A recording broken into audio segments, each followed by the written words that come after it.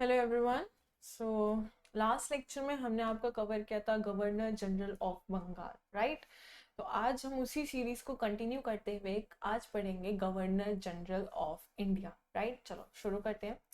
फटाफट topic start करने से पहले एक क्विक रिव्यू ले लेते हैं कि हमने पीछे क्या पढ़ा है और हम कैसे उसको आगे के टॉपिक से रिलेट करके पढ़ते हुए चलेंगे। देखो, सबसे पहले हमने आपको क्या पढ़ा था कि कोई है गवर्नर ऑफ बंगाल। ये चीज कब आई आपके? After battles, right. After battles में ये देखने को मिला कि हाँ भाई कोई क्या है, गवर्नर ऑफ बंगाल होगा, ठीक है। और वो कौन थे आपके? तो वो थे आपके रॉबर्ट क्लाइव। उसके बाद क्या आ जाता है? रेगुलेटिंग एक्ट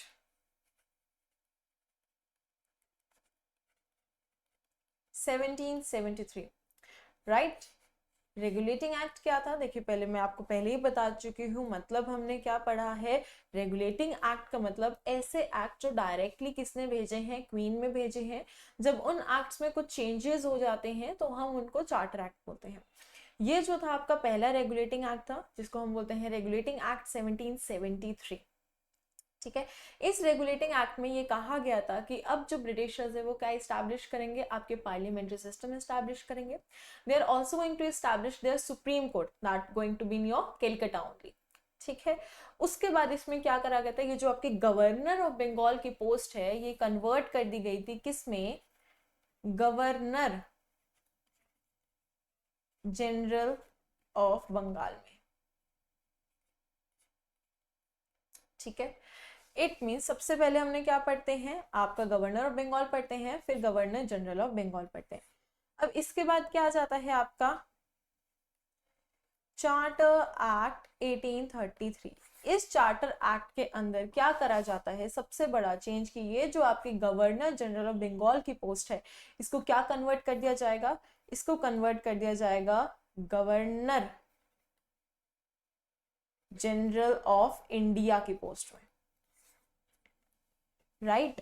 इट मीन्स सबसे बड़ा चेंज जो हमें चार्टर एक्ट में देखने को मिलता है वो ये देखने को मिलता है कि पोस्ट को क्या कर दिया जाता है? अपग्रेड कर दिया जाता है। अब देखो, देयर इज अ डिफरेंस। पहले वो क्या थे? गवर्नर जनरल ऑफ बंगाल थे, जिसका मतलब था कि उनका जो पूरा शासन होगा, जो उनका पूरा राज होगा, जो उनके रूल्स एंड रेगुलेशंस होंगे वो सिर्फ कहाँ पे अप्लाई करेंगे? तो वो सिर्फ आपके बंगाल में अप्लाई करेंगे। बट जैसे ही बंगाल की जगह वहां इंडिया आ गया तो इसका मतलब है कि जितना भी आपका मेन लैंड इंडिया है उस पूरी जगह पे किसका राज होगा? तो आपके ब्रिटिशर्स का राज होगा। लास्ट लेक्चर में with the help of trick हमने आपके गवर्नर जनरल ऑफ बंगाल पढ़े थे। होप आपने वो ट्रिक अच्छे से याद कर ली होगी। होप आपको अब गवर्नर जनरल ऑफ बंगाल के नेम एंड टेन्योर एंड उन्होंने क्या क्या काम किए हैं वो भी अच्छी तरह समझ आ गए होंगे। आज हम उसको कंटिन्यू करेंगे with governor general of India. In this video as well हम एक ट्रिक के साथ चलेंगे क्योंकि trick is easy to remember, है ना, और जल्दी से आप कैच भी कर लोगे। तो बस हम उसी के साथ आज कंटिन्यू करेंगे। चलिए, सबसे पहले हमें क्या देखने को मिलता है कि गवर्नर जनरल ऑफ इंडिया कब से कब तक रहते हैं? आपके 1833 से कब तक रहते हैं? 1858 तक रहते हैं, okay. By your charter act of 1833। Charter act of 1833 ने ये कहा था कि अब हम क्या इस्टेब्लिश करेंगे? अपना टोटल एडमिनिस्ट्रेशन इस्टेब्लिश कर देंगे, ठीक है। यही बात इसमें लिखी गई है कि अब ये जो गवर्नर जनरल ऑफ बंगाल की पोस्ट है इसको गवर्नर जनरल ऑफ इंडिया में कन्वर्ट कर दिया जाएगा। तभी हमारे last governor general of Bengal, जिनका नाम क्या था आपका? विलियम बेंटिक, उनको क्या डिक्लेयर कर दिया जाता है? आपका governor general of India declare कर दिया जाता है। इनका टेन्योर जो है वो 1828 से शुरू होता तो है, ठीक है। तो आज पर टेन्योर टाइमिंग कई लोगों को लगता है कि हमें विलियम बेंटिक जी के बारे में किसमें पढ़ना चाहिए? बंगाल में। बट देखिए, उनके टाइम पे ही चार्टर एक्ट आया, उनकी प्रमोशन हुई, है ना। दैट्स वाई हम उनका जितना भी काम होता है वो किस में पढ़ते हैं? गवर्नर जनरल ऑफ इंडिया में पढ़ते हैं। इट मींस आज हम सबसे पहले किसको कवर करेंगे? तो वो आपके विलियम बेंटिक को ही कवर करेंगे। नेक्स्ट क्या देखने को मिलता है? This post was mainly for administrative purpose and reported to the court of directors of East India Company. Majorly ये जो आपकी पोस्ट है वो किस लिए बनाई गई थी, एडमिनिस्ट्रेशन वर्क के लिए बनाई गई थी। Now what is administrative work, देखिए हमने लास्ट लेक्चर में भी बहुत इसको समझा है। एडमिनिस्ट्रेटिव वर्क का मतलब होता है a type of a paper work.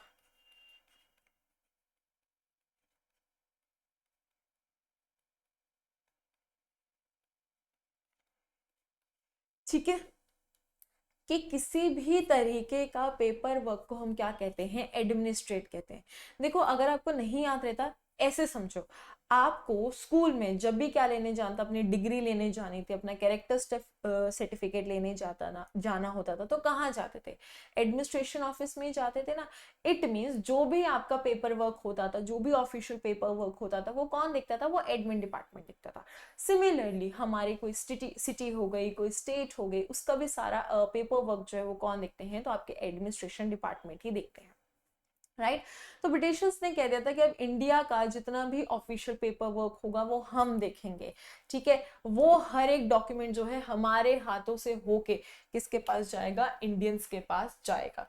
ये बात किसने कह दी थी, ब्रिटिशर्स ने कह दी थी। किसके अंडर कह दी थी, तो चार्टर एक्ट 1833 के अंदर हमें ये जो बात है वो कहीं ना कहीं देखने को मिलती है।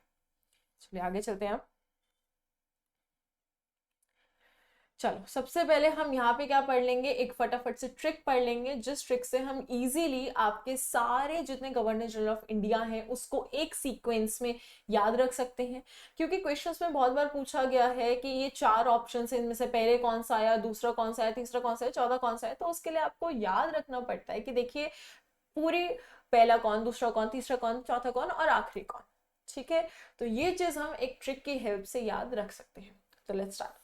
सबसे पहले क्या है, देखो, बूढ़ी मम्मी आई और एक हफ्ता दौड़ी। देखो वैसे दिल पे लेने वाली बात नहीं है, it's just a way to remember this governor general of India, ठीक है। आज सच कुछ इंटेंशनली यहाँ पे नहीं बोला जा रहा है। चलो क्या लिखा है, बूढ़ी मम्मी आई और एक हफ्ता दौड़ी। अब देखो इतना इजी है कि बूढ़ी मम्मी आई और एक हफ्ता दौड़ी, कोई बात नहीं, ओल्ड है बट वो अभी भी रन कर सकती हैं। चलो अब देख लेते हैं कैसे ये आपके sequence of governor general of India के साथ रिलेट करते हैं। सबसे पहले क्या लिखा है, बूढ़ी का बी ले लीजिए, which stands for Bentinck, which starts with B.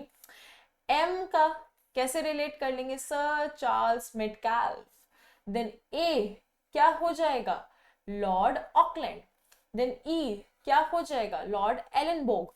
Then H क्या हो जाएगा, लॉर्ड हार्डिंग्स। देन डी क्या हो जाएगा, लॉर्ड डलहौजी, राइट। तो आपके जितने भी ट्रिक के फर्स्ट इनिशियल्स हैं, समवेयर वो क्या रिफ्लेक्ट करेंगे, आपके आगे के जो क्या है, name of governor general of India reflect करेंगे, ठीक है। Again B stands for Bentinck, M stands for Metcalfe, A stands for Auckland, E stands for Ellenborg, H stands for Harding and D stands for आपका डलहौजी, ठीक है, clear है। अब इनका tenure भी देख लेते हैं। विलियम बेंटिक कब से कब आए, तो वो 1828 से 1835 तक रहे। फिर सर चार्ल्स मेटकाफ कब आए, तो वो सिर्फ एक साल रहे, 1835 से लेके 1836। फिर लॉर्ड ऑकलैंड आए और वो रहे 1836 से लेके आपके 1842 तक। फिर आपके लॉर्ड एलन बोरोग आए, जिनका जो 42 से लेके 44 तक रहे। फिर लॉर्ड हार्डिंग आए जो आपके 44 से लेके 48 तक रहे। एंड लॉर्ड डलहौजी आए जो आपके 48 से लेके 56 तक रहे। देखिए सबसे इंपॉर्टेंट इसमें ये हैं और ये हैं, द मोस्ट मोस्ट इंपॉर्टेंट। मैं कोई भी एग्जाम का नाम ले सकती हूँ, ठीक है, कोई भी इस इंडिया का, हर एग्जाम में बेंटिक और डलहौजी के बारे में एक क्वेश्चन तो डेड श्योर आपको देखने को मिलता है, ठीक है। तो चलिए, होप आपको ये ट्रिक अच्छे से समझ आ गई होगी। Let's proceed. हाँ जी, सबसे पहले बेंटिक जी, तो बेंटिक जी से ही शुरू करेंगे। Yes, let's start. So first governor general of India as per your charter act 1833 made governor general of Bengal as governor general of India. ये क्या थे, आपके पहले गवर्नर जनरल ऑफ इंडिया थे। किसके तहत बने थे, तो चार्टर एक्ट 1833 के तहत ये है गवर्नर जनरल ऑफ इंडिया बने थे, जिसमें क्या लिखा गया था, that now we are going to establish your administration, किसमें, इन इंडिया, राइट। बंगाल से शिफ्ट होकर अब हम क्या करेंगे, अपना एडमिनिस्ट्रेशन जो है वो पूरे इंडिया पे एस्टैब्लिश करेंगे। सेकेंड पॉइंट क्या है, abolition of Sati, that happened in year 1829। Now what is Sati, abolition समझ गए कि हाँ किसी चीज को खत्म करा गया, बट क्या चीज थी, किसको खत्म करा गया। तो देखिए जब हम आपके इंडियंस की बात करते हैं या फिर पास्ट इंडिया की बात करते हैं, तो उस टाइम पे जो इंडियंस थे ना, वो एक क्या कहते हैं, कॉन्सेप्ट में बिलीव करते थे ना। वो कॉन्सेप्ट क्या था, वो कहते थे, और ये जो पहली एक और चीज, और ये जो आपका कॉन्सेप्ट है ये आया पता कहाँ से था, ये आपका मुगल एम्पायर से आया था मेजरली कॉन्सेप्ट। जो हमें इसके रूट्स देखने को मिलते हैं, इनिशियल रूट्स देखने को मिलते हैं, वो मुगल इंपीरियर या फिर दिल्ली सल्तनत से देखने को मिलते हैं, जो आगे भी फिर कंटिन्यू होते रहा। और फिर ब्रिटिशर्स ने जब देखा कि ये थोड़ा इनजस्टिस है, तो उन्होंने बंद कर दिया। हम देखते हैं सती होता क्या है। देखो सती का मतलब है कि अगर किसी भी मैरिड फीमेल जो है उनके हस्बैंड की डेथ हो जाती है, तो उनको उनके हस्बैंड की जो बॉडी है उसी के साथ जला दिया जाता है। ये सती में किया जाता है। इसमें होता क्या था, जो आपकी जिंदा फीमेल्स हैं उनको अपने डेड हस्बैंड के साथ ही बर्न कर दिया जाता था, which is not right, right, actually जो बिल्कुल सही नहीं है। What if she wanted to live more, but because of this ritual, because of this concept, उनको क्या कर दिया था, मार दिया जाता था। ये सती आपकी तब तक ठीक थी जब तक जो फीमेल्स हैं वो खुद से चाहती थी कि हाँ भाई मुझे मरना है, क्योंकि मेरे को अब अपने हस्बैंड के बिना नहीं रहना है। बट जब तक सिचुएशन मॉडर्न तक पहुंचती है, तब तक क्या होने लगे था, फोर्सफुली सती कराया जाता था। अब फोर्सफुली मतलब फीमेल नहीं चाहती कि वो जल जाए, तो उसको बेहोशी की दवाई पिला दी जाएगी, उसके सर पे पत्थर मार दिया जाएगा, उसको बुरी तरह पीटा जाएगा, इतना पीटा जाएगा कि वो इनकैपेबल हो जाए खड़े होने के, ठीक है। और उसके साथ इतना गंदा बिहेव करने के बाद उसकी क्या कर दी जाएगी, सती कर दी जाएगी। तो ये जो इनजस्टिस हो रहा था आपकी फीमेल्स के साथ, उसको किसने रोका था, इन लॉर्ड विलियम बेंटिक ने रोका था। देखो मैंने पहले भी कहा था, बेंटिक का मतलब क्या होता है, कहीं ना कहीं बिल्कुल सही, एवरीथिंग इज सही, ठीक है। मेजरली नाम में इसका TINCK होता है, बट टू रिमेंबर मैं इसको टिक ही बोलती हूँ, ताकि आपके दिमाग में ये चीज टिक जाए और बिल्कुल छप जाए कि हाँ अगर कुछ भी अच्छी चीजें हुई हैं तो उसमें 90% चांस होंगे सही आंसर के, that is going to be your lord William Bentinck, ठीक है। नेक्स्ट क्या देखने को मिलता है, suppression of thuggee, infanticide and child sacrifice. एक एक करके समझते हैं। ये हुआ था आपका 1830 में। ठगी का मतलब क्या होता है, ठग लेना, चोरी कर लेना, ठीक है। ऐसे बोल देना कि यार मुझे लाख रुपए की जरूरत है, मैं तुझे हफ्ते में दे दूंगा, लाख रुपए लेके भाग जाना, तो ये क्या आप ठग रहे हो किसी इंसान को। तो ये ठगी प्रथा को रोका, किसने रोका, लॉर्ड विलियम बेंटिक ने रोका। इन्फेंटिसाइड का मतलब क्या होता है, एक तरीके से भ्रूण हत्या। अब भ्रूण हत्या मतलब कि कोई भी बेबी जो है अपनी मदर के वूम में ही है, अपनी मदर के पेट में ही है, ठीक है, और उसको वहीं पे मार दिया जाना। Majorly let me be too accurate, तो ये आएगा आपका फीमेल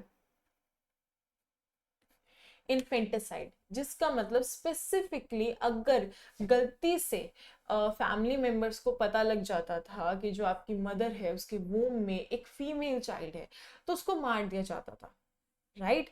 तो इन्होंने ये भी क्या किया, खत्म किया कहीं ना कहीं। नेक्स्ट क्या था, child sacrifice. Now what is child sacrifice, लोग जो हैं मतलब इतना अंधविश्वास में पागल हो गए थे कि वो अपने बच्चों की ही बलि देना शुरू कर दिया था, ठीक है, अपने बच्चों की बलि देना उन्होंने शुरू कर दिया था, जो कि अगेन एक इनजस्टिस है किसी भी ह्यूमन के साथ, ठीक है। तो आपके लॉर्ड विलियम बेंटिक ने इसको भी क्या किया, कहीं ना कहीं खत्म किया। तो देखिए लॉर्ड विलियम बेंटिक आए ही हैं, और आते ही उन्होंने 4 अच्छे काम कर दिए, राइट। सती भी रोक दी, ठगी भी रोक दी, इन्फेंटिसाइड भी रोक दिया, और ये सेक्रीफाइस भी रोक दिया। चलिए आगे देखते हैं। उसके बाद वो क्या लेके आते हैं, इंग्लिश एजुकेशन एक्ट लेके आते हैं 1835।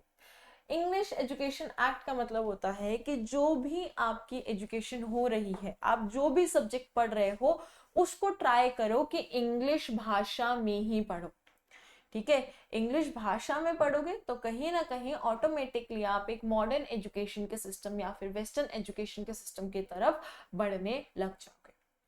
नेक्स्ट क्या था, he even established a medical college and hospital at Kolkata. इन्होंने क्या कहा कि इन्होंने देखो लोगों के भले के लिए बहुत सारी स्कीम्स को खत्म तो किया ही, उसके साथ साथ मेडिकल फैसिलिटी भी इनको देना शुरू कर दिया। ठीक है, कि भाई लोग हैं बीमार पड़ते हैं तो they should have a proper treatment of that particular बीमारी।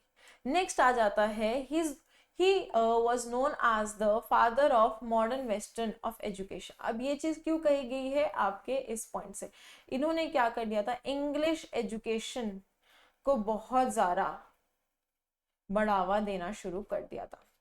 ठीक है, कि भाई जो आपका इंग्लिश एजुकेशन है, ठीक है, उसको क्या करना है, फ्लरिश करना है। आप जितना इंग्लिश में पढ़ोगे that is going to be good for you only, because आगे आगे जो है मी आपकी जो फ्यूचर जनरेशन है वो सिर्फ इंग्लिश में ही डील करेगी। Next, he also signed a treaty of friendship. Now एक चीज याद रखिएगा, यहाँ पे फ्रेंडशिप तो है बट ट्रीटी भी है, एंड ट्रीटी स्टैंड्स फॉर समझौता। मतलब इन्होंने क्या किया था, समझौते की दोस्ती की थी। किससे की थी, महाराजा रंजीत सिंह जी से की थी। कब, 1839। देखिए, अगर आपको याद हो, हमने लॉर्ड मिंटो जी के बारे में पढ़ा था जिन्होंने ट्रीटी ऑफ अमृतसर की थी। एंड ट्रीटी ऑफ अमृतसर थी क्या, एक ऐसी ट्रीटी जिसमें ब्रिटिशर्स और रंजीत सिंह जी ने एक म्यूचुअली एग्रीमेंट साइन किया था कि हम ना आपसे मिलना चाहते ना आप हमसे मिलना चाहते, राइट। तो बहुत ही ज्यादा क्या हो गया, कॉन्फ्लिक्ट सा हो गया था कि यार अब सिखिज्म और ब्रिटिशर्स एक साथ नहीं रह सकते हैं। दैट्स व्हेन जो बेंटिक जी हैं वो क्या लेके आते हैं, एक समझौते की दोस्ती लेके आते हैं। वो कहते हैं देखिए हम क्या करते हैं, आपके वो ट्रीटी ऑफ अमृतसर जो उसको कहीं ना कहीं खत्म कर देते हैं। ठीक है, हम दोनों क्या हैं, दोस्त बन के रह सकते हैं। ठीक है, तो हम क्या करते हैं, एक समझौते की दोस्ती कर लेते हैं जिसमें जब हमें जरूरत पड़ेगी तो सिख हमारा साथ देंगे, जब सिख को हमारी जरूरत पड़ेगी तो हम आपका साथ देंगे। ठीक है, और जब तक रंजीत सिंह जी जिंदा रहेंगे तब तक as such there is going to be no war between Sikhism and your Britishers. ठीक है, तो ये बात किसमें कही गई थी, आपके लॉर्ड विलियम बेंटिक के टाइम पीरियड में कही गई थी। नेक्स्ट आते हैं आपके लॉर्ड चार्ल्स मेटकाफ। ठीक है, देखिए इनका बहुत ही छोटा सा कार्यकाल रहा है बट कहीं ना कहीं बहुत इंपॉर्टेंट रहा है। He was known as a liberator of Indian press. ठीक है, he detach all the restraints on an open press. अब इसका मतलब क्या था, देखिए जो ब्रिटिशर्स है ना, उन्होंने क्या लगा दी थी, रिस्ट्रिक्शन लगा दी थी। किस पे, आपकी प्रेस पे।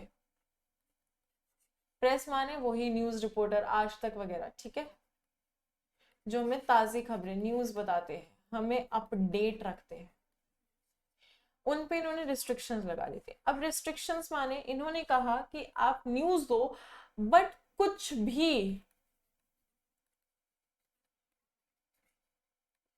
ब्रिटिशर्स के अगेंस्ट नहीं होना चाहिए। ठीक है, कि आप कुछ भी बोलो बट ब्रिटिशर्स के अगेंस्ट कुछ मत बोलो। ठीक है, आप दुनिया जहान की बात करो लेकिन ब्रिटिशर्स के बारे में आपके प्रेस में कोई भी नेगेटिविटी नहीं फैलनी चाहिए। तो क्या हो गया था, रिस्ट्रिक्शन लगी थी, बिकॉज देखिए हर एक ब्रिटिशर अच्छा नहीं था। There were number of Britishers, ठीक है, जो आपके स्लेवरी पे ज्यादा कंसंट्रेट करते थे rather than doing something good for Indians. ठीक है, तो इन्होंने क्या करा, ये जैसे ही आए वैसे ही इन्होंने ये रिस्ट्रिक्शन को हटा दिया। ठीक है, जिससे इनको बहुत बड़ा टाइटल तो मिल गया, that is a liberator of Indian press. But कहीं ना कहीं ब्रिटिशर्स को ये बात अच्छी नहीं लगी, तभी इनको जैसे ही भेजा जाता है वैसे ही इनको बुला लिया जाता है कि अगर ये इंसान ज्यादा टाइम इंडिया में रहा तो प्रोबेबली कहीं ना कहीं ये जो ब्रिटिशर्स की एक पावर है उसको खत्म कर सकता है। जो हमने इतनी मेहनत करके एक एम्पायर सेटअप किया है उसको कहीं ना कहीं ये खत्म कर सकता है। दैट्स व्हाई आप देखेंगे मेटकाफ का टाइम पीरियड बहुत छोटा है, 1835 से लेके सिर्फ 36 तक ही हमें देखने को मिल जाता है। ठीक है, चलिए आगे चलते हैं।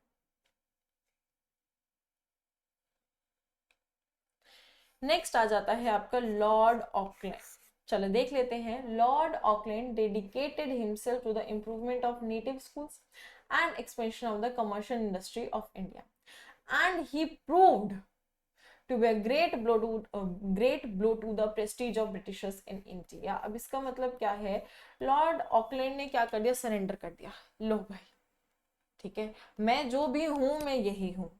ठीक है, मैं चाहता हूं कि भारत में क्या बड़े जितने भी ये स्कूल्स हैं, जितने भी कॉलेजेस हैं, ये जो एजुकेशन सिस्टम है, ये कहीं ना कहीं क्या हो, आपका बहुत ज्यादा इम्प्रूव हो। ये बात किसने कही? लॉर्ड ऑकलैंड ने कही। बट लुक देखिए, इन्होंने स्कूलिंग के साथ साथ किसको फ्लरिश करने के बारे में सोचा? तो that is your industry, which can never be happen else. तो आप एजुकेशन को बढ़ावा दे दीजिए, या फिर आप किसको बढ़ावा दे दीजिए? अपने इस इंडस्ट्री को बढ़ावा दे दो। ऐसा नहीं हो सकता ना कि आप एक ही टाइम पे दोनों चीजों में हाथ डाल के दोनों को ही फ्लरिश कर लो, जिसकी वजह से क्या होता है कि एक टाइम पे बहुत बड़े डिजास्टर कंसीडर किए जाते हैं ब्रिटिशर्स के प्रेस्टीज पे।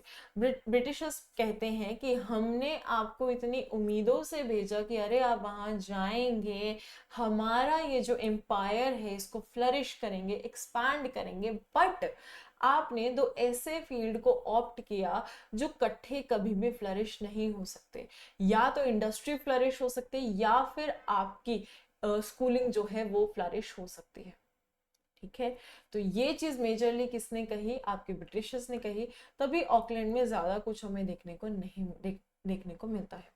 इन्हीं के टाइम पे क्या हुई थी? फर्स्ट एंग्लो अफगान वॉर भी हुई थी, और इन्हीं के टाइम पे सबसे बड़ा इंसिडेंट भी देखा जाता है, दैट इज डेथ ऑफ राजा रणजीत सिंह जी। अब ये डेथ यहाँ पे क्यों मेंशन किया गया? देखिए, ट्रीटी ऑफ अमृतसर ने कहा कि हम बहुत टाइम तक ना ब्रिटिशर्स अमृतसर में आएंगे, पंजाब में आएंगे, ठीक है, ना ही आप पंजाबी लोग ब्रिटिशर्स में इंटरफेयर करेंगे। ठीक है, फिर क्या हुआ? आपके बेंटिक ने कहा कि यार ये कॉन्फ्लिक्ट ठीक नहीं है, ऐसा करते हैं हम एक मिड वे निकाल लेते हैं।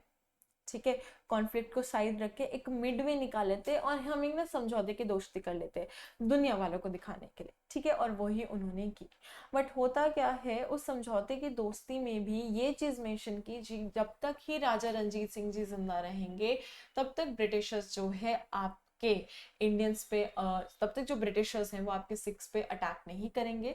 The moment he will die, तो may be the high chances to have a war between your Britishers and Sikhism. And वही हुआ।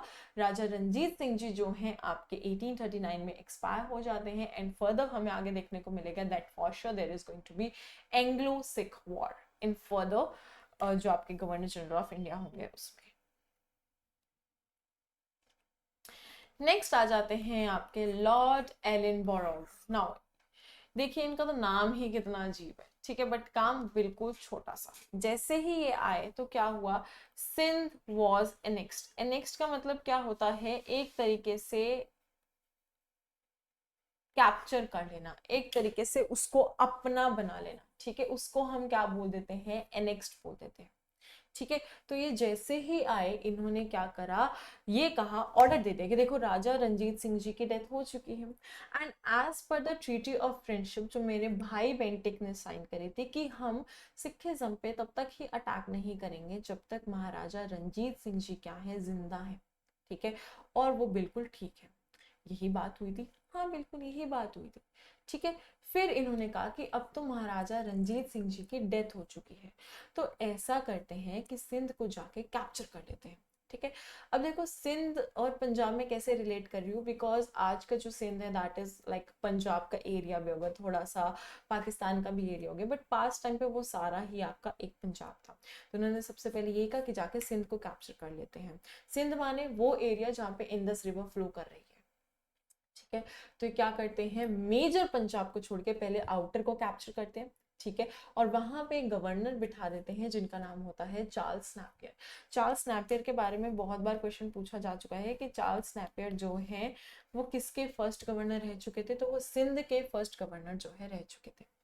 उसके बाद ये क्या करते हैं? एबॉलिश करते हैं। एक अच्छा काम जो मैं भी कहूंगी तारीफे है, याद रखना है, ये स्लेवरी एबॉलिश करते हैं। अब स्लेवरी का मतलब क्या होता है? वो जो नौकर कल्चर होता है ना, कि हाँ नौकर रख लिया, अब मेरे सारे काम नौकर ही करेगा, इस कल्चर को कहीं ना कहीं खत्म करने की जो शुरुआत थी वो इन्होंने ही की थी। राइट, फिर जो वॉर लास्ट पीछे शुरू हुई थी उस वॉर का एंडिंग भी हमें इन्हीं के टाइम पे जो है आपका देखने को मिलता है।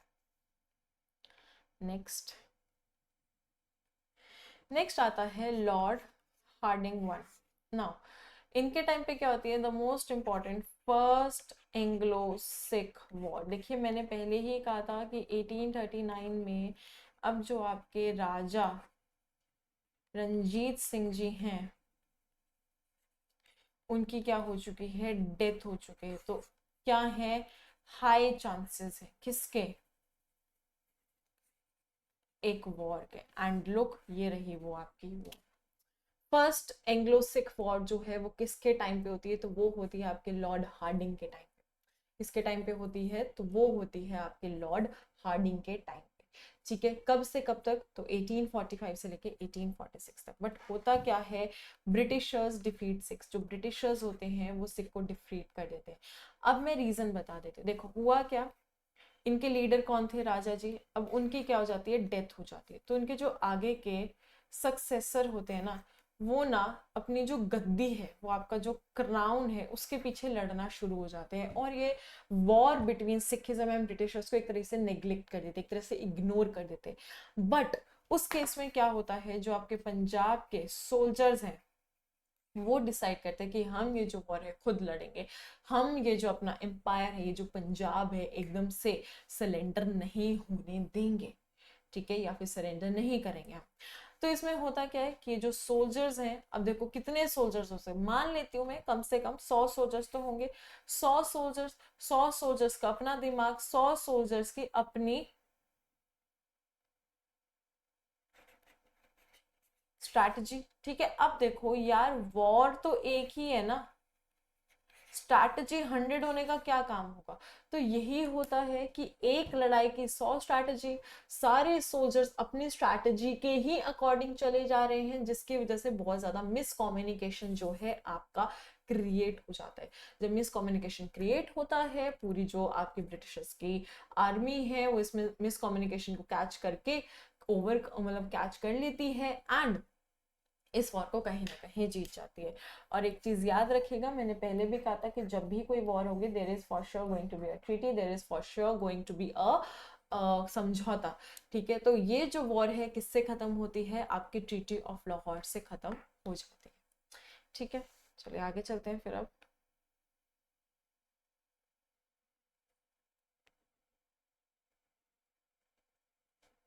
नेक्स्ट आ जाते हैं आपके Lord Dalhousie, one of the most important जो हम कहते हैं आपके गवर्नर जनरल ऑफ इंडिया। देखिए लिखा भी हुआ है last governor general of India. ठीक है, he introduced your doctrine of lapse. लेकिन इनका हर पॉइंट इंपॉर्टेंट होगा तो ध्यान से समझिएगा। अब डॉक्ट्रिन ऑफ लैप्स क्या था, डॉक्ट्रिन ऑफ लैप्स में कहा गया कि देख लीजिए कोई भी किंग है और इनकी क्वीन है, if they don't have any biological male child, अगर कोई भी किंग और क्वीन है और उनका कोई भी बायोलॉजिकल मेल चाइल्ड नहीं है, तो क्या होगा, वो जो पूरा राज्य है after the death of king, वो पूरा राज्य किसके पास आ जाएगा, आपके ब्रिटिशर्स के पास आ जाएगा। ये बात किसमें कहेगी, डॉक्ट्रिन ऑफ लैप्स में कहेगी। किन्होंने कही, तो डलहौजी ने कही कि देखिए अगर आपके राज्य में कोई भी मेल चाइल्ड नहीं है, ठीक है, biological child of king and queen, कोई भी सक्सेसर नहीं है, तो वो जो किंगडम होगा रेदर देन किसी और फैमिली को पास हो, वो ब्रिटिशर्स ऑक्यूपाई कर लेंगे। एक तरीके से ये एक ऐसी आपकी स्कीम थी जिसमें जो ब्रिटिशर्स हैं वो इजीली क्या करते, जितना भी आपका इंडिया की रिमेनिंग टेरिटरी है उसको कैप्चर कर लेते। ठीक है, सेकंड अब ये क्या लेके आते हैं, second and again most important, देखो डलहौजी के टाइम का ना हर पॉइंट इंपॉर्टेंट है। ठीक है, सेकंड आता है चार्ल्स वुड डिस्पैच। ये क्या था, एक टाइप ऑफ आपका एजुकेशन बजट था। इस बजट में बोला गया कि देखिए फीमेल्स को भी एजुकेशन अलाउ की जाएगी। ठीक है, अमाउंट जो है किसको दी गई, आपके ब्रिटिशर्स को दी गई कि आप अराउंड जो अमाउंट है that is of around like 1 lakh rupees दी गई कि अब क्या है, जो इंडियंस है उनकी एजुकेशन पे खर्चा कीजिए। ठीक है, उनको पढ़ाइए लिखाइए। इसमें ही आई थी आपकी वर्निकुलर एजुकेशन, जो सबसे इंपॉर्टेंट पॉइंट है। वर्निकुलर एजुकेशन का मतलब होता है कि देखिए it's really tough for Indians to adapt English like this. ठीक है, वो एकदम से इंग्लिश अडाप्ट नहीं कर सकते, वो बचपन से या तो हिंदी बोल रहे, मराठी बोल रहे, बंगाली बोल रहे, पंजाबी बोल रहे, so it's really tough for them to catch English. तो हम क्या करते हैं, एजुकेशन शुरू करते हैं और उनके वर्निकुलर लैंग्वेज में शुरू करते हैं ना। वर्निकुलर लैंग्वेज का मतलब क्या होता है, जो लैंग्वेज आप बचपन से बोल रहे हो या जिस लैंग्वेज के बारे में आपको एक प्रॉपर नॉलेज है, उसको हम क्या बोल देते हैं, वर्निकुलर लैंग्वेज बोल देते हैं। ठीक है, तो ये चीज किस में आई थी, आपके इसी वुड डिस्पैच एजुकेशनल जो बजट है उसमें बोली गई थी। इसके बाद ये क्या कर देते हैं, एक तरीके से आपका ये पोस्टल ऑफिस भी इस्टेब्लिश जो है कर देते हैं। पोस्टल ऑफिस, ठीक है, किसके अंडर आता है, पोस्टल ऑफिस एक्ट के अंडर आता है। देखो पोस्टल ऑफिस एक्ट में ये कहा गया कि अब क्या होगा, हम ना 2 ऑफिस बनाएंगे। ठीक है, अभी देख लो पहले कहाँ कहाँ पे था, एक इन्होंने बनाया आपका आगरा में, एक बनाया कोलकाता में, क्योंकि उस टाइम पे जो मेजरली आपके official documents one place to another place जो ट्रांसफर हो रहे थे, वो कहीं ना कहीं इन्हीं दोनों मेजर हॉटस्पॉट से हो रहे थे। ठीक है, तो इन्होंने कहा कि देखो मैंने एक एक्ट लेके आ जाता हूँ जिसको मैं बोलूंगा पोस्ट ऑफिस एक्ट। ठीक है, 1854, और इस एक्ट के अंतर्गत क्या होगा, मैं 2 पोस्टल ऑफिस इस्टेब्लिश करा दूंगा। ऐसी जगह पे इस्टेब्लिश कराऊंगा जहाँ पे सबसे ज्यादा जो डाक हैं वो आते हैं और जाते हैं। राइट, और इन्होंने वही किया, 2 इन्होंने हॉटस्पॉट चुने, एक आगरा को चुन लिया और एक कोलकाता को चुन लिया। तो जो फर्स्ट 2 पोस्टल ऑफिस थे वो कहाँ कहाँ पे थे, एक आगरा में था और एक आपका कोलकाता में था। ठीक है, किसने किया है, अगेन ये काम जो है लॉर्ड डलहौसी ने किया। देखिए लॉर्ड डलहौसी आप देख पा रहे हैं तो बहुत ही ज्यादा इंपॉर्टेंट है। ठीक है, इनका डॉक्ट्राइन ऑफ लैप्स, लाइक एक having this kind of scheme कि यार आपका बायोलॉजिकल बेटा नहीं होगा, ठीक है, तो आपका ये जितना भी किंगडम है, ठीक है, किसके पास आ जाएगा, ब्रिटिशर्स के पास आ जाएगा। बहुत ही अच्छी तरकीब थी कि यार इजीली क्या हो जाएगा, हमारा जो कैप्चरिंग है टेरिटरी के वो हो जाएगी और इजी वे में हो जाएगी। फिर नेक्स्ट ये लेके आते हैं आपका Charles Wood dispatch which was your educational budget, जिसमें आपके वर्निकुलर एजुकेशन के बारे में बताया जाता है। ठीक है, फिर आ जाता है postal office act. Postal office act अभी हमने पढ़ा, एक ऐसा एक्ट जो क्या करेगा, 2 मेजर ऑफिस स्टैब्लिश कर देगा। ठीक है, जिससे क्या हो जाएगा, अब हम 2 जगह से डाक भेज पाएंगे और ले पाएंगे। तो पोस्टल सर्विस की जो शुरुआत थी, जो आज हम पोस्ट भेजते हैं और जो कोई भी गिफ्ट वगैरह भेजते हैं किसी को, करते हैं ना पार्सल वगैरह, तो उसकी इनिशियली जो नींव थी ना वो डलहौसी जी ने रखी थी, ये जो पार्सलिंग करते हैं हम लोग। ठीक है, उसके नेक्स्ट आ जाता है first railway line connecting Bombay to Thane. ये भी सबसे इंपॉर्टेंट है।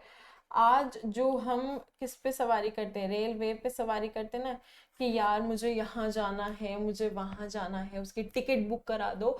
तो इनिशियली जो रेलवे ट्रैक बनाया था वो सबसे पहले किन्होंने बनाया था, तो वो आपके लॉर्ड डलहौसी जी ने बनाया था। कहाँ से कहाँ तक बनाया था, तो उन्होंने बॉम्बे टू थाने क्या बनाया था, आपका फर्स्ट रेलवे जो ट्रैक है उसको बनाया था। कि इन्होंने, लॉर्ड डलहौसी, याद रखना बहुत बार ये क्वेश्चन आपका PYQ में आ चुका है, like a number of times, मैं काउंट भी नहीं कर सकती कितने बार, बहुत बार आ चुका है। बट चलो, फिर इन्होंने क्या किया, establishment of engineering college in Roorkee. इन्होंने रुड़की में इंजीनियरिंग कॉलेज इस्टेब्लिश किया। देखिए इंजीनियरिंग कॉलेज, इंडिया में कौन सी इंजीनियरिंग कॉलेज जो है सबसे ज्यादा फेमस है, तो दैट इज IIT। बिल्कुल सही, इट मीन्स जो इंजीनियरिंग कॉलेज रुड़की में लॉर्ड डलहौजी जी ने इस्टेब्लिश किया, उसी इंजीनियरिंग कॉलेज इन रुड़की को आज हम क्या बोलते हैं, IIT रुड़की बोलते हैं। It means establishment of IIT Roorkee was also done by your Lord Dalhousie। ठीक है, तो आप देख सकते हैं कि अभी तक हमने आई गेस इसके सिर्फ 5 पॉइंट्स ही किए हैं, एंड मैं हर पॉइंट पे बोल रही हूँ कि each and every point is really important because it is, ठीक है, बहुत ज्यादा वेटेज भी कैरी करते हैं। तो इसको अच्छी तरह आपने मतलब दिमाग में बिठा लेना है। चलो आगे देखने को मिलती है सेकेंड एंग्लो सिक वॉर। देखिए अब क्या होता है कि जो ब्रिटिशर्स हैं वो रुकने वाले नहीं थे, उन्होंने कहा कि अब कुछ भी हो जाए, हम जो हैं इस सिख को, ये जो पंजाब है जहां जहां पे सिखिज्म है, इसको कैप्चर करके ही रहेंगे। ठीक है, तो ये किसने कहा? आपके लॉर्ड डलहौजी के अंडर जो ब्रिटिशर्स थे उन्होंने कहा, जिसकी वजह से लॉर्ड डलहौजी के टाइम पे ही सेकेंड एंग्लो सिख वॉर भी क्या कर देते हैं? डिक्लेयर कर देते हैं। ये इंपॉर्टेंट, ये इंपॉर्टेंट, ये भी इंपॉर्टेंट, ये भी इंपॉर्टेंट और ये भी इंपॉर्टेंट, देन ये भी। नेक्स्ट आता है first telegraph line, the most important. जो फर्स्ट टेलीग्राफ लाइन है वो किन्होंने शुरू की थी? तो लॉर्ड डलहौजी जी ने वो शुरू की थी। नेक्स्ट आता है establishment of public works department. अब पब्लिक वर्क डिपार्टमेंट क्या होता है? देखो, मान लेते हैं कि कोई भी ऑफिस ले लो, सेंसस का ऑफिस ले लो, चलो सेंसस का तो था नहीं उस टाइम पे, एजुकेशनल ऑफिस ले लो।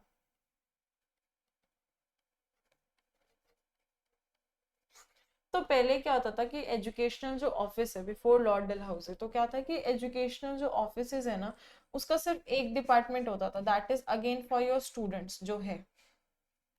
अगर कोई बाहर से एडमिशन लेने आ रहा है तो उसका कोई भी डिपार्टमेंट नहीं था। तो ऐसे डिपार्टमेंट जो किसी भी ऑफिस के मेंबर ना होते हुए पब्लिक से रिलेट कर रहे थे, वो डिपार्टमेंट की भी स्थापना किन्होंने की थी? लॉर्ड डलहौजी ने की थी। सबसे पहले पब्लिक वर्क डिपार्टमेंट की जो कॉन्सेप्ट था वो यही लेके आपके आए थे। ठीक है, कि देखिए हमें लोगों के हित के लिए भी तो काम करना है। ठीक है, जो लोग हैं उनकी क्वेरीज भी तो लेनी है। तो जो establishment of your public work department था वो भी इन्होंने ही कहीं ना कहीं किया था, which again makes Lord Dalhousie really really important. क्योंकि अगेन मैं वही कहूंगी, इनके हर एक पॉइंट में एक PYQ छुपा है। Each and every point is consist of least one PYQ। ठीक है, तो ये चीज अच्छे से आप ध्यान रखिए। चलिए आगे चलते हैं। अब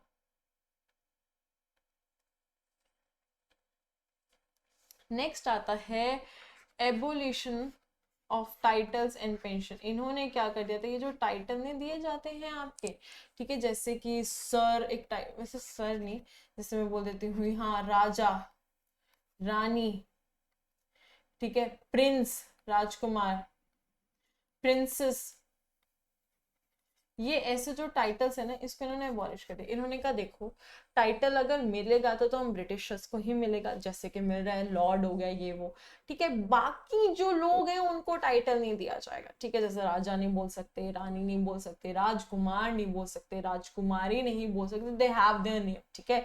you can call them by their name, तुम्हें ये टाइटल देने की जरूरत नहीं है। तो ये भी कौन किसने कहा? लॉर्ड डलहौजी ने कहा। फिर पेंशन। अब पेंशन का मतलब क्या होती है कि देखो, जब आपकी जॉब जो है खत्म हो गई है तो आपको कुछ अमाउंट मिलती रहे, ठीक है, अमाउंट मिलती रहे क्या करने के लिए? जो आपकी डे टू डे लाइफ है उसको नॉर्मली जीने के लिए, राइट। तो पेंशन्स भी मिलती थी। अब एक चीज याद रखिए, पेंशन जो है ब्रिटिशर्स और इंडियंस दोनों को मिलती थी। और ये जो abolition of titles and pension थे ये भी आपके दोनों के लिए ही थे। इन्होंने इस चीज में कोई भेदभाव नहीं किया था कि देखो कोई ब्रिटिशर है, कोई इंडियन है, ठीक है। नेक्स्ट ये स्टार्ट कर देते हैं आपका, वेट अ सेकेंड, हाँ जी, नेक्स्ट ये स्टार्ट करते हैं competitive exam for Indian civil services. भाई ये जो UPSC है, ठीक है, जो सिर्फ पहले ब्रिटिशर्स के लिए था और इंग्लैंड से लाया हुआ कॉन्सेप्ट था, उसको लॉर्ड डलहौजी क्या कर देते हैं? कंपलसरी कर देते हैं। कंपलसरी, आई विल नॉट से द कंपलसरी वर्ड बिल्कुल सही नहीं होगा, हम ये कह सकते हैं कि ओपन कर देते हैं। किस किस के लिए? सब के लिए। कि देखो, इंग्लिश को IAS बनना है तो वो एग्जाम दे ले, किसी इंडियन को IAS बनना है तो वो एग्जाम जो है दे दे। अब इंग्लिश हो, इंडियन हो, कोई भी आपका IAS जो है बन सकता है। एंड इंडियन मतलब ऑल रिलीजन, ठीक है, कोई भी इंडियन है, किसी भी धर्म का है तो वो इंडियन सिविल सर्विस का एग्जाम दे सकता है और बन सकता है। हालांकि ये चीज है कि जो पहले का क्राइटेरिया था और आज का जो क्राइटेरिया वो बहुत ज्यादा चेंज है। एजेस में चेंज है, पहले जो एज था वो करीब करीब 19 थी, आज हम बात कर लेते तो वह 21 है, ठीक है। तो ये तो सिर्फ एक एज फैक्टर हो गया, but other factors were also changed, कि पहले पेन पेपर पे जो क्वेश्चन का सिलेबस होता था वो भी बहुत डिफरेंट होता था, ठीक है। जो टाइमिंग्स होती थी, ठीक है, सिलेक्शन प्रोसेस होता था, इंटरव्यू होता था, वो बिल्कुल टोटल डिफरेंट होता था, ठीक है। और आज का टोटल डिफरेंट है। बट येस, ये जो हमारे पास यूपीएससी है, जो जिसपे हम प्राउड करते हैं एंड प्राउडली कह सकते हैं कि हमारा है यूपीएससी, वो मेजरली लेके कौन आए थे? ब्रिटिशर्स लेके आए थे। अब वहां पे तो ज्यादा फ्लरिश नहीं हो पाया, बट क्या करें, इंडियंस में वो चीज जो है बहुत ज्यादा फ्लरिश हो गई थी, ठीक है। तो जो यूपीएससी का कॉन्सेप्ट है वो भी कौन लेके आए थे? आपके लॉर्ड डलहौसी जी जो है लेके आए थे। अगेन आप देख सकते हैं, ये भी इंपॉर्टेंट है, ये भी इंपॉर्टेंट। देखो जितने भी हमने लॉर्ड डलहौसी के पॉइंट पढ़े ना, सारे इंपॉर्टेंट है, सबसे ही क्वेश्चन बनते हैं। फिर ये तो वॉर भी इंपॉर्टेंट है, विडो री मैरिज एक्ट, 100 टाइम्स से ज्यादा क्वेश्चन पूछ चुका है कि विडो री मैरिज एक्ट कौन लेके आता है? लॉर्ड डलहौजी लेके आते हैं। अब विडो री मैरिज एक्ट होता क्या है? सबसे पहले तो हमें ये चीज सोचनी है। देखो, अब देखो ना, सती हो रही थी तो कोई तो विडो थी ही नहीं, बच रही थी क्या कोई विडो? बिल्कुल नहीं बच रही थी। फिर क्या हुआ? सती को एबॉलिश कर दिया। अब भाई सती ही एबॉलिश हो जाएगी तो इट मीन्स विडोज तो होंगी ना, विडोज की काउंट भी ज्यादा होगी। अब जो विडोज थी ना, उनके साथ ना बहुत गंदा व्यवहार किया जाता था, ठीक है। उनको व्हाइट कपड़ा में रहने कर देते थे, उनको कहते थे तुम खाना नहीं बना सकते, तुम भीख मांग मांग के खाना खाओ। तो बहुत ही ज्यादा उन पे अत्याचार होता था। तो ये अत्याचार ना हो तो ये विडो रीमैरिज एक्ट लेके आए कि अगर किसी मेल को किसी विडो से मैरिज करनी है तो ही इज ओपन कि उनके साथ मैरिज कर ले, उनको उन पे कोई भी गलत आरोप जो है नहीं लगाया जाएगा। जिससे क्या होती थी, ये जो विडोज होती थी ना, इनकी लाइफ थोड़ी सी बेटर हो जाती थी, क्योंकि क्या करते थे लोग, इनको धक्का मारते थे, मतलब एक तरीके से इनके सारे बाल कटवा दिए जाते थे, इनको सिर्फ वाइट कपड़ा दिया जाता था। तो बहुत ही ज्यादा इनकी लाइफ खराब थी, ठीक है। और इनको भीख मांग मांग के खाना पड़ता था, which is again so like बहुत गंदी चीज है, ठीक है। तो इसलिए इन्होंने कहा कि मैं एक एक्ट ले आता हूँ, विडो री मैरिज एक्ट, जिसके अंदर कोई भी अगर मेल को किसी विडो से मैरिज करनी है तो वो मैरिज कर सकता है, he is free to get married to that particular widow और फीमेल, राइट। तो आप देख सकते हैं पीछे के सारे पॉइंट्स, आगे के सारे पॉइंट्स के बिल्कुल इंपॉर्टेंट है when we talk about your lord Dalhousie, और बहुत ही ज्यादा क्या है, इंपॉर्टेंट है, ठीक है। आगे चलते हैं।